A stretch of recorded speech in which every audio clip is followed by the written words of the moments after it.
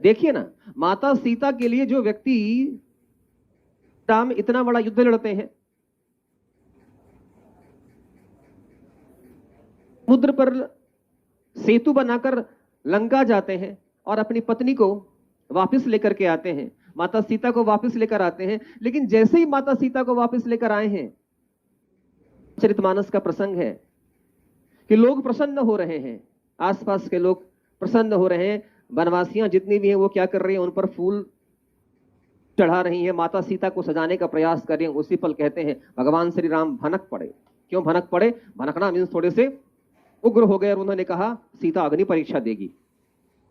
उनके मस्तिष्क में यह ख्याल आया कि लोगों को यह लग सकता है, क्योंकि उस समय की यह परंपरा थी, भगवान श्री राम का यह व्यवहार और यह जो कृत्य है अभी के अनुरूप मूल्यांकन करना उचित नहीं, क्योंकि उस वक्त जो उन्होंने व्यवहार किया उस समय के मानदंडों के अनुरूप किया। कई जो फेमिनिस्ट प्रकृति के हैं, जो कि नारीवादी विचारधारा के हैं, वो क्या करने लग जाते हैं कि भगवान श्री राम का मूल्यांकन अभी के परिप्रेक्ष्य में करने लग जाते हैं। तो ये गलत है, थोड़ा सा उचित नहीं मानता हूं मैं। तो अब उस वक्त भगवान श्री राम क्या कर रहे हैं, कह रहे हैं कि नहीं, क्या किया जाएगा? अग्नि परीक्षा किया जाएगा। क्यों? यदि सीता को उठाकर सीता को यदि वह अपना लेते हैं बिना अग्नि परीक्षा का, तो अब राजा राम राम नहीं रहे, बल्कि अब 14 वर्ष का वनवास समाप्त हो चुका है और राम कहां जा रहे हैं? क्या बनने जा रहे हैं? राजा राम होने जा रहे हैं। और एक राजा के रूप में उसके प्रत्येक व्यक्तिगत जीवन का प्रभाव किस पे पड़ेगा? तो राजा को अपनी सदचरित्रता, अपनी प्रोबिटी, अपनी इंटीग्रिटी स्थापित करनी पड़ेगी। ये सारे प्रसंग जो मैं आपसे चर्चा करता हूं रामायण महाभारत के संदर्भ में, इसलिए सिर्फ समझाने के परिप्रेक्ष्य में उत्तर में नहीं लिखा जाएगा। मैं इसकी चर्चा इसलिए आपसे करता हूं ताकि आप आसानी से चीजों को समझ सकें, क्योंकि रामायण महाभारत हमारे भारतीय परंपरा में एक ऐसा अपने आप में महाकाव्य रहा है जो बचपन से हम सुनते आए हैं। इसके प्रसंग हम सबके लिए बड़े ही अपने आप में प्रिय हैं और बड़ी सुलभ हैं। तो मुझे लगता है इसके माध्यम से आप संकल्पनाओं को समझने की कोशिश कर सकते हैं। इस रूप में अगर देखें तो क्या निकल कर आता है कि किसी भी व्यक्ति का व्यक्तिगत जीवन उसके सार्वजनिक जीवन में परिवर्तित हो सकता है, और यह भी निकल कर आता है कि व्यक्तिगत जीवन सार्वजनिक जीवन को प्रभावित करता है। कैसे? सपोज दैट एक आईपीएस ऑफिसर है और आपने नक्सलियों के विरुद्ध अभियान चलाया है और नक्सलियों ने आपको धमकी दिया, आपने इस अभियान को बंद नहीं किया तो तुम्हारी बेटी का अपहरण कर लेंगे। और अगले ही दिन आपकी बेटी स्कूल से आ रही थी और उसकी गाड़ी को उन्होंने रोक लिया और रोक करके 4 घंटे के बाद उस गाड़ी को छोड़ दिया, और आपकी पत्नी यहां परेशान है और एक फोन आता है, अभी तो 4 घंटे के लिए रोका है, पूरी जिंदगी के लिए हम रोक सकते हैं। और आपकी पत्नी को कहता है, नक्सली कहते हैं कि जल्द से जल्द अपने हस्बैंड यानी आईपीएस यानी आपसे यह निवेदन किया जाता है कि आप क्या करें, ये जो अभियान चल रहा है इस अभियान को क्या करें, आप इस ऑपरेशन को बंद करें। तो इसका मतलब जो है ये क्या देखते हैं, तो ऐसी स्थिति में अपनी आप पर दबाव दे रही है कि इस ऑपरेशन को क्या करिए, आप बंद करिए। अब वो आप पर दबाव दिया जा रहा है कि इस ऑपरेशन को बंद करिए। तो एक बात जरा गौर करिएगा, पत्नी को धमकी मिला, पत्नी पीड़ित हुई और पत्नी ने क्या करना शुरू कर दिया, आपसे कह रही है कि अगर ऑपरेशन तुमने बंद नहीं किया नक्सलियों के विरुद्ध हम तुम्हें डिवोर्स दे देंगे, तलाक दे देंगे। स्टोरी है, इसको समझना जरूरी है, बड़ा ही फेमस स्टोरी है।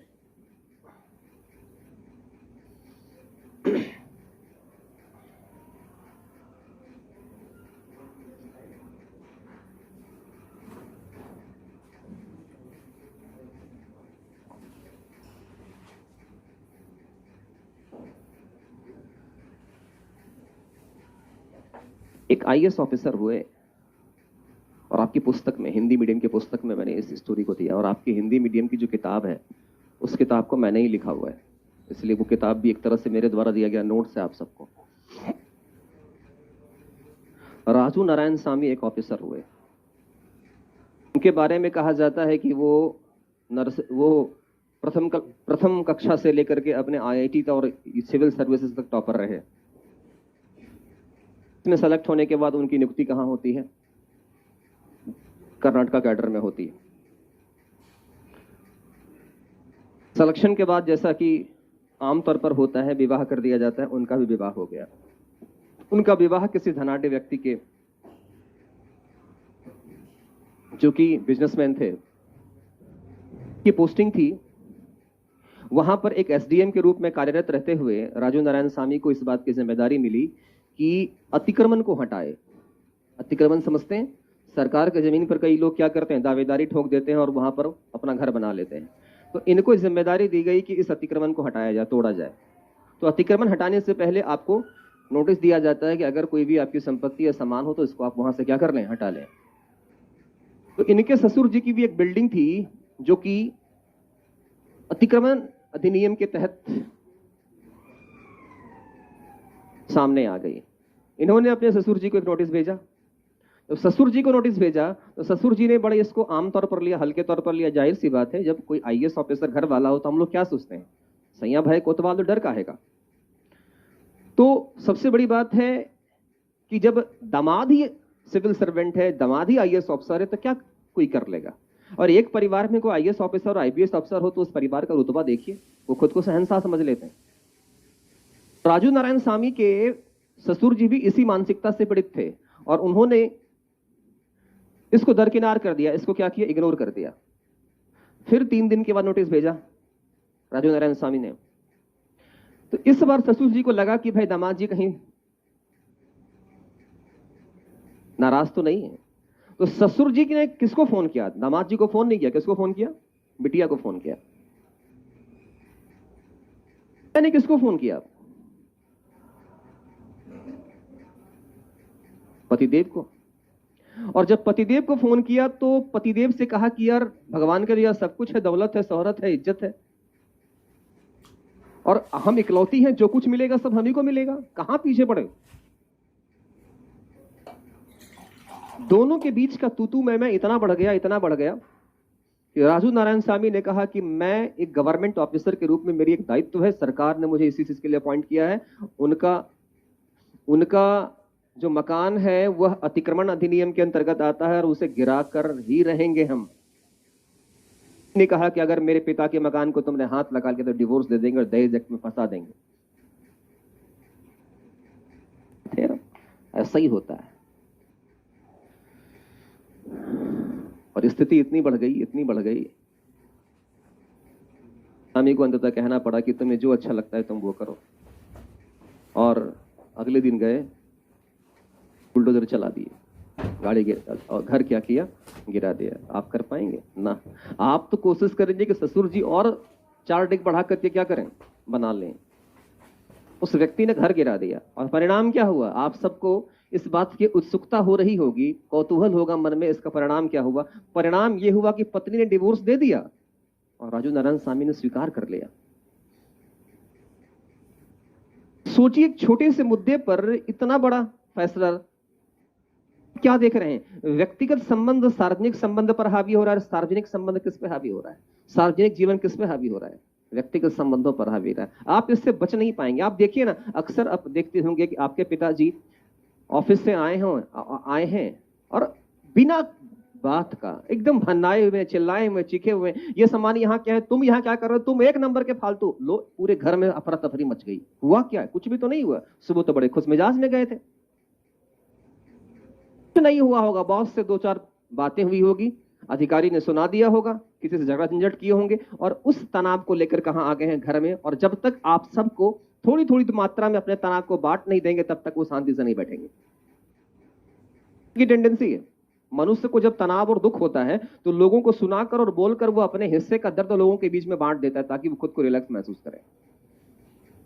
इसका मतलब है कि सार्वजनिक जीवन के दर्द को, सार्वजनिक जीवन के दबाव को लेकर व्यक्ति कहां प्रवेश करता है। और यहीं पर एक सवाल उठ जाता है कि यदि एक सिविल सर्वेंट का व्यक्तिगत जीवन अगर अच्छा ना हो तो भी वह सार्वजनिक जीवन में अच्छा परफॉर्मेंस नहीं कर पाएगा। रोज पत्नी से लड़ाई हो, कलह हो, झगड़ा हो, झंझट हो, या छोड़ दें हम, अगर बेटी बीमार हो, बेटा बीमार हो, परिवार में कोई बीमार हो और व्यक्ति अंदर अंदर वो संताप से गुजर रहा हो तो क्या कभी अच्छा सर्विस दे पाएगा, नहीं दे पाएगा। तो कहा जाता है, इसीलिए में दिया गया कि एक भावी सिविल सेवक को चाहिए कि व्यक्तिगत संबंध और सार्वजनिक संबंधों को समझे और दोनों के बीच में संतुलन स्थापित करने का प्रयास करे। क्योंकि अंततः जब व्यक्तिगत और सार्वजनिक जीवन दोनों में से किसी एक को चुनना पड़ेगा तो अफसोस के साथ कहना पड़ रहा है कि आपको किस जीवन का चुनाव करना पड़ेगा, सार्वजनिक जीवन का ही चुनाव करना पड़ेगा। राइट। तो इसका मतलब क्या निकल कर आया, व्यक्तिगत जीवन और सार्वजनिक जीवन दोनों क्या होता है, दोनों एक दूसरे को प्रभावित करते हैं। अब इस चैप्टर को मैं अलग से नहीं पढ़ाऊंगा, मैं इतना इसलिए पढ़ा रहा हूं कि मैं आपको वहीं पर इसका 20 से 30% यही पढ़ा दे रहा हूं। वहां जाकर मैं कुछ चीजें आपको लिखाऊंगा जब उस टॉपिक में जाऊंगा। तो इस तरह से हमने जाना कि व्यक्तिगत संबंध क्या होता है, सार्वजनिक संबंध क्या होता है, दोनों एक दूसरे को किस प्रकार प्रभावित करते हैं, हमने इस चीज को जान लिया। दूसरी चीज जो सबसे महत्वपूर्ण है, लिखिएगा,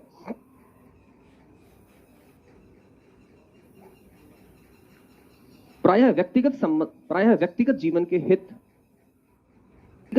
हित और सार्वजनिक जीवन के हित, और सार्वजनिक जीवन के हित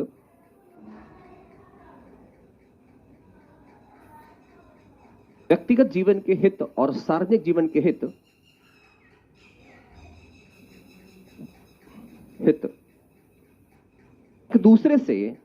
एक दूसरे से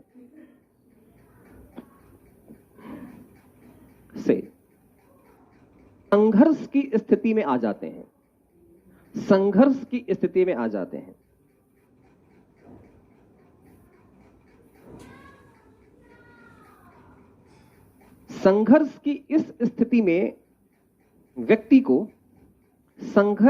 इस स्थिति में व्यक्ति को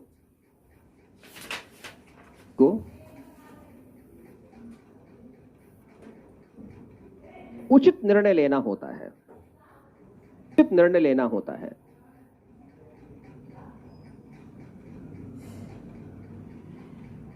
व्यक्तिगत हित और सार्वजनिक हित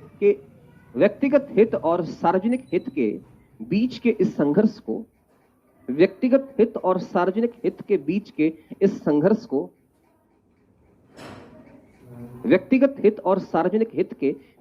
इस संघर्ष को संघर्ष, एक नया टर्म है, संघर्ष, कॉन्फ्लिक्ट ऑफ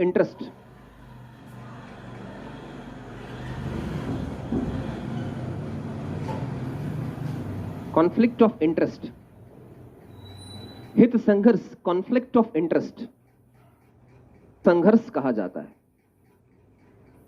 हित संघर्ष कहा जाता है। उदाहरण के लिए यदि किसी सिविल सेवक की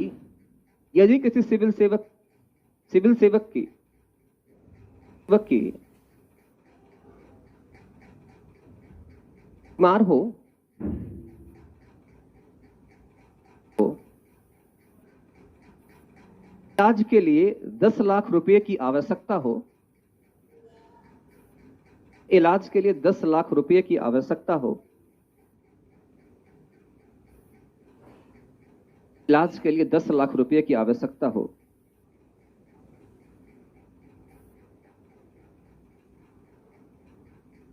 10 लाख रुपए की आवश्यकता हो, और यह धनराशि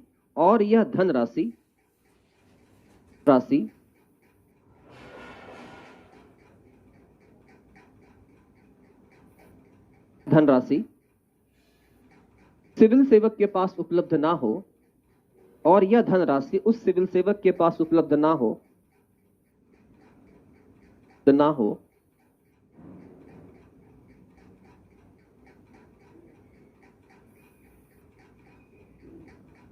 ठीक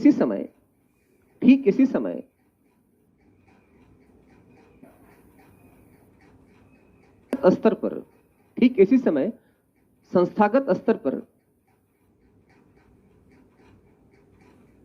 कोई ठेकेदार अवैध ठेका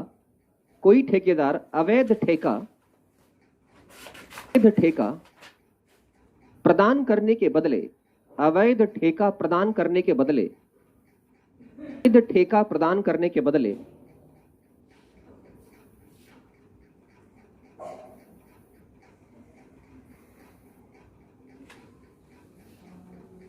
लाख रुपया 15 लाख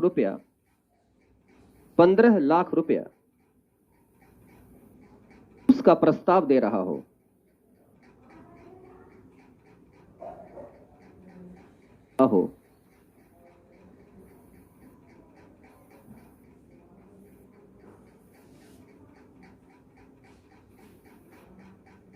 सिविल सेवक के समक्ष, उस सिविल सेवक के समक्ष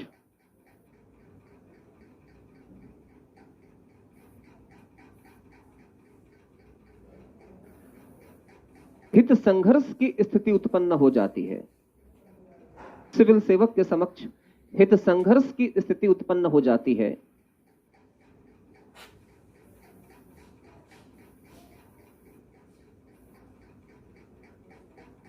वह मां की जीवन की रक्षा करे,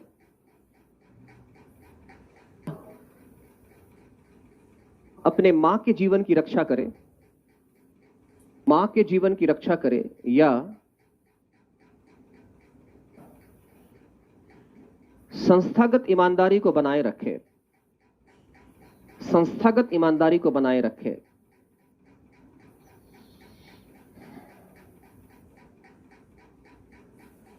जीगा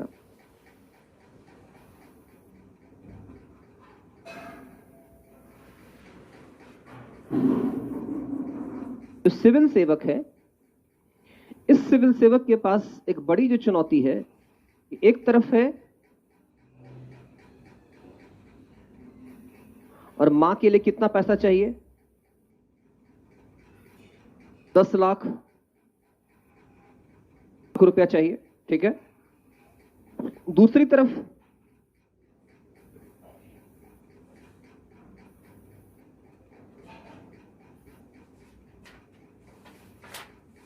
जो सिविल सेवा है, इसके स्तर पर क्या है,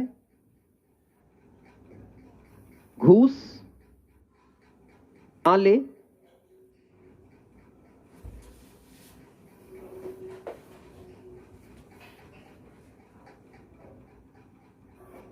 संस्थागत ईमानदारी रखे। 10 लाख की आवश्यकता, ऐसे लिख दीजिए, 10 लाख की आवश्यकता। एक बात बताइए, इसका मतलब है अगर इस चीज को देखें तो मां का जो मसला है, यह व्यक्तिगत हित है या सार्वजनिक हित? पर्सनल इंटरेस्ट कहते हैं इसे, व्यक्तिगत। और ये जो है, ये कैसा हित है, कैसा है, सार्वजनिक हित है। इसका मतलब एक बात देखिएगा, यहां पर व्यक्तिगत हित और सार्वजनिक हित दोनों आपस में क्या हो गया है,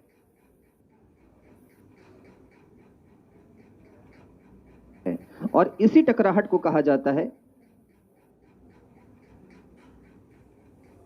conflict of interest, conflict of interest.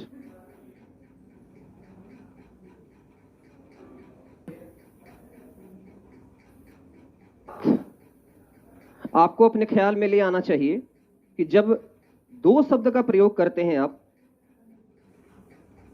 संघर्ष और दूसरा करते हैं कॉन्फ्लिक्ट ऑफ इंटरेस्ट और एथिकल डिलेमा।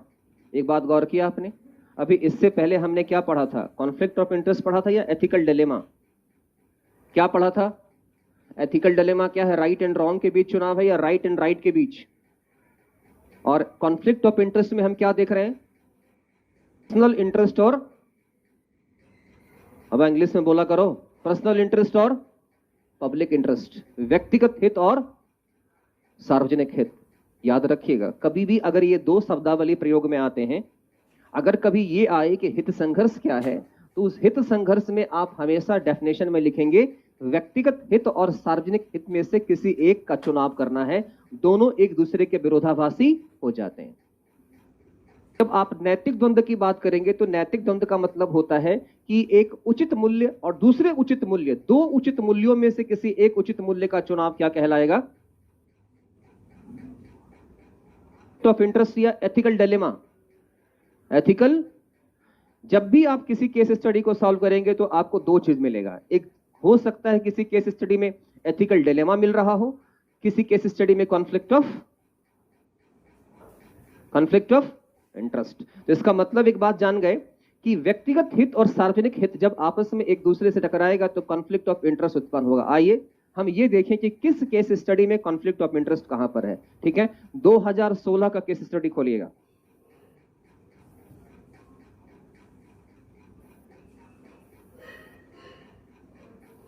सिक्सटीन का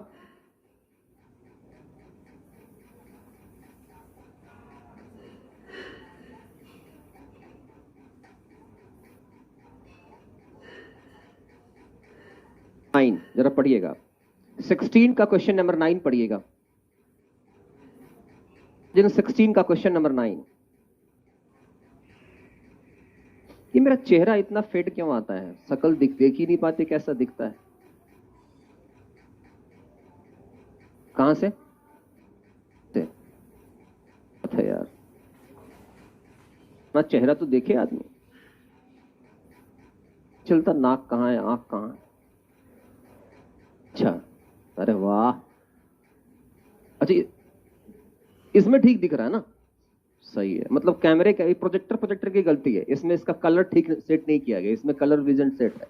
हाँ, यहां सही दिख रहा है।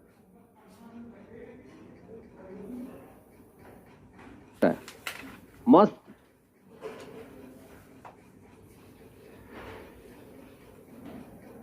हाँ, मेरी मम्मी कहती है मुझे मैं स्मार्ट हूं।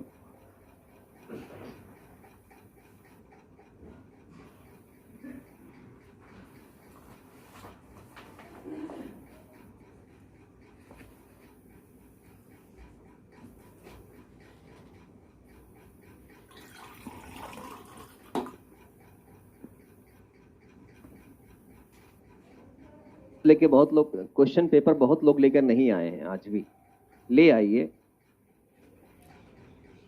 किसके इंतजार में है?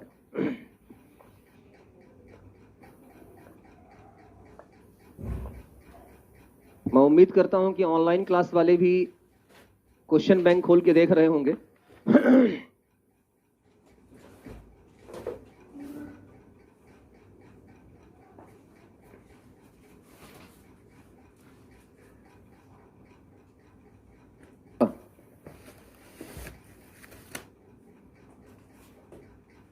हुआ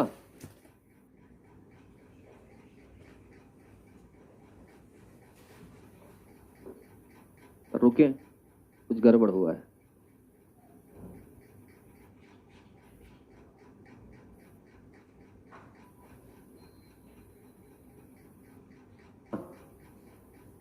हाँ, क्या इशारा कर रहे थे? तो ऐसे ऐसे लोग को आवाज आ रही है उधर? हाँ, आ रही है, ठीक है, अभी इधर से क्लास लेते हैं। स्टडी देखिए,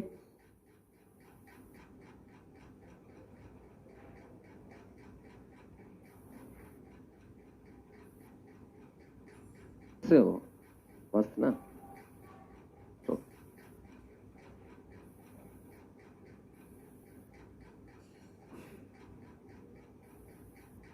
तो आप लोग सब लगता है इशारा कर रहे थे कि इन लोग के पास नहीं है। नहीं है आप लोग के पास क्वेश्चन? ले आइए, फायदे में रहिएगा, वरना दिक्कत होगी आप सबको। पढ़ लिया केस स्टडी? अरे हाँ या ना? अब देखिए, इस केस स्टडी को अगर आप पढ़ते हैं तो आपको एक बात समझ में आई होगी, बात कि इसमें जो महिला स्नातक है, जो इंजीनियर है, वो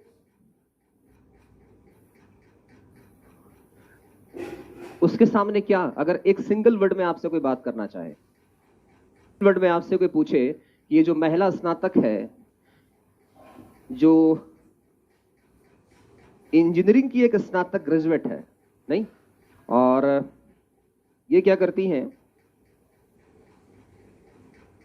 16 का क्वेश्चन नंबर 9, क्वेश्चन नंबर 9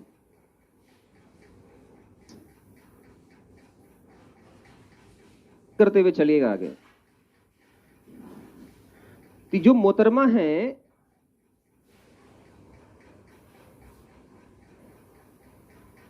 इनके पास सबसे बड़ा, अपने आप में देखिए, आपको हित संघर्ष दिख रहा है? आप देखिए, एक तरफ पिता का पोषण करना है, माता पिता का भरण पोषण करना है, और दूसरी तरफ क्या है?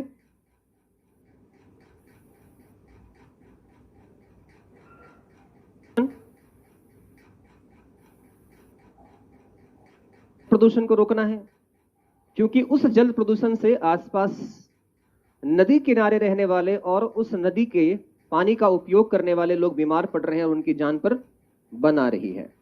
तो इसका मतलब एक तरफ देखें, जब माता पिता का भरण पोषण करना है, और आप केस में क्या देख रहे हैं, यदि वो कंप्लेन करती है, यदि शिकायत करती है, तो उसकी नौकरी, तो यदि नौकरी चली जाती है तो माता पिता का भरण पोषण अरे कर पाएगी, नहीं कर पाएगी। और यदि माता पिता के भरण पोषण के कारण वह इस बात को इग्नोर कर देती है, हो रहा है चलने देती है, तो सामाजिक स्तर पर जो लोग उस नदी के जल का, उस प्रदूषित जल का उपयोग कर रहे हैं, वो बीमार पड़ते चले जाएंगे और उनकी जिंदगी खतरे में पड़ सकती है। तो ये जो जीवन है, ये जीवन कैसा है, व्यक्तिगत या सार्वजनिक?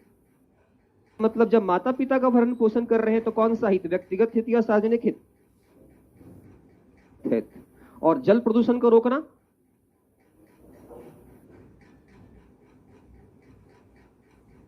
महसूस कर रहे हैं हम, जैसे जैसे केस स्टडी में आगे बढ़ रहे हैं वैसे वैसे नए नए फॉर्मूला हमारे सामने आ रहा है।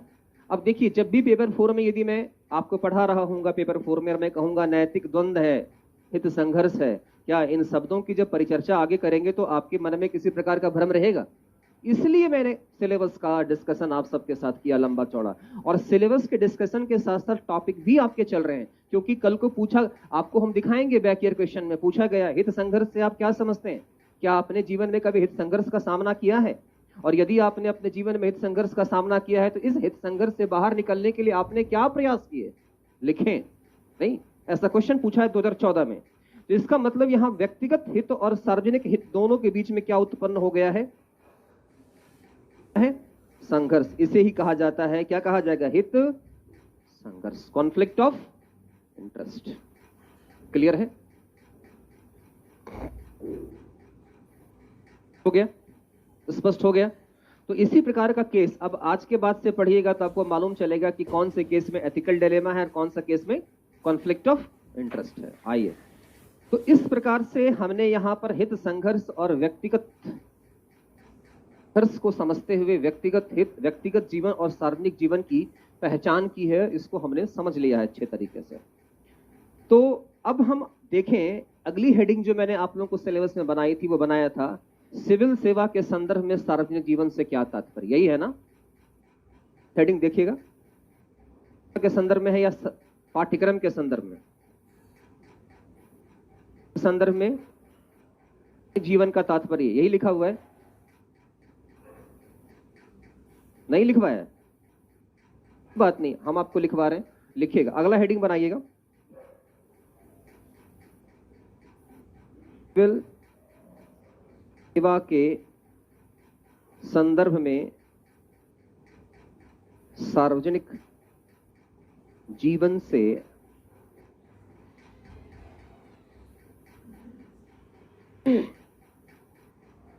सिविल सेवा के संदर्भ में सार्वजनिक जीवन से तात्पर्य।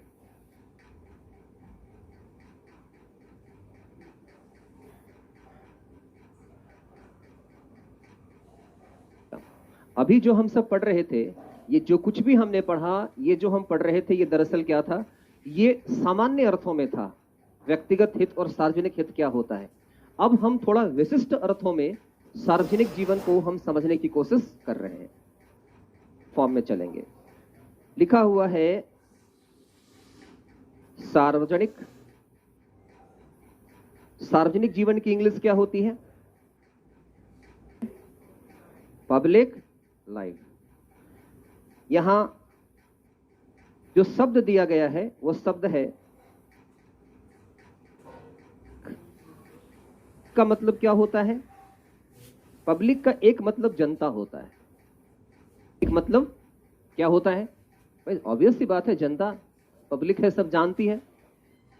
दूसरा है, लेकिन जब पब्लिक का संदर्भ देखा जाता है तो पब्लिक का एक संदर्भ, जब हम पब्लिक वर्ड यूज करते हैं तो इसका तात्पर्य एक से होता है, कार से। देखिए लिखा होगा पब्लिक ट्रांसपोर्ट, हम ऐसे कहें, इसको ज्यादा शुद्धतम रूप में लिखें, सरकारी से होता है।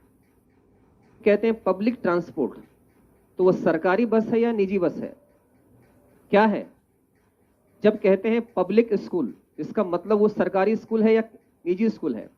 लेकिन आप देखिएगा निजी स्कूल में भी पब्लिक स्कूल लिखा रहता है। इसका मतलब क्या है? इसका मतलब है उस स्कूल की मान्यता सरकार द्वारा दी गई है। इसका मतलब एक बात समझने के लिए समझना यहां पर जरूरी है कि जब हम पब्लिक वर्ड कहते हैं तो सामान्यतः पब्लिक का मतलब सरकारी से होता है। अब जरा एक बात समझिएगा, अलावा जब सरकारी और जनता यदि इन दोनों को आपस में परस्पर संबंधित करें तो इस पब्लिक का मतलब एक और चीज निकल कर आता है। क्या निकल कर आता है? इस पब्लिक का मतलब निकल कर आता है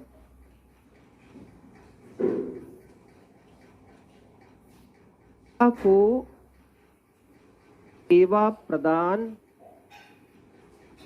करने वाली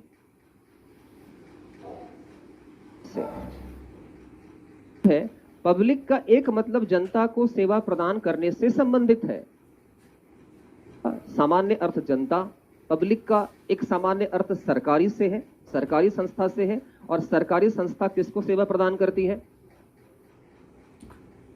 संस्था किसको सेवा प्रदान करती है? जनता को प्रदान करती है। इसका मतलब है जहां जहां पब्लिक लिखा रहेगा इसका मतलब वहां वहां जनता को सेवा प्रदान करने से संबंधित होगा। क्लियर है? तो ये निकल कर आ गया कि ये जनता को सेवा प्रदान करने वाली एजेंसी के बारे में क्या कर रहा है? बात कर रहा है। लेकिन दूसरे अर्थों में अगर इसको देखें, दूसरा अर्थ अगर हम पड़ताल करने की कोशिश करें, जब हम बात पब्लिक की करते हैं, हम पब्लिक की करते हैं तो पब्लिक का सेंस है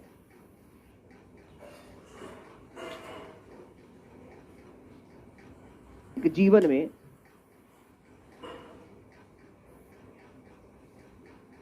करने से। आप पब्लिक वर्ड यूज करते हैं तो इसका तात्पर्य होता है पब्लिक लाइफ में आप क्या करते हैं? कोई पोस्ट होल्ड करते हैं, कोई पद धारण करते हैं। पब्लिक ऑफिसर है, सर्वेंट है, यूज करते हैं ना ऐसे वर्ड हम लोग। तो पब्लिक का संदर्भ होता है कि कोई पद धारण करते हैं। और जब आपने 3 लाइन के उस कमेंट को पढ़ा था तो 3 लाइन के कमेंट में क्या लिखा हुआ था? यूपीएससी आपके व्यक्तिगत जीवन को टेस्ट करेगी या पब्लिक लाइफ को? हाँ जी, इसका मतलब है पब्लिक का मतलब होता है, दूसरा अर्थ है कि आप सार्वजनिक जीवन में कोई पद धारण करते हैं। और जब यूपीएससी ये कहती है कि हम ऐसे प्रश्न पूछेंगे जिससे तुम्हारे व्यक्तिगत जीवन का परीक्षण, जिससे तुम्हारे व्यक्तिगत जीवन का परीक्षण होगा या सार्वजनिक जीवन का, बताइए। इसका मतलब है कि यूपीएससी टेस्ट करेगी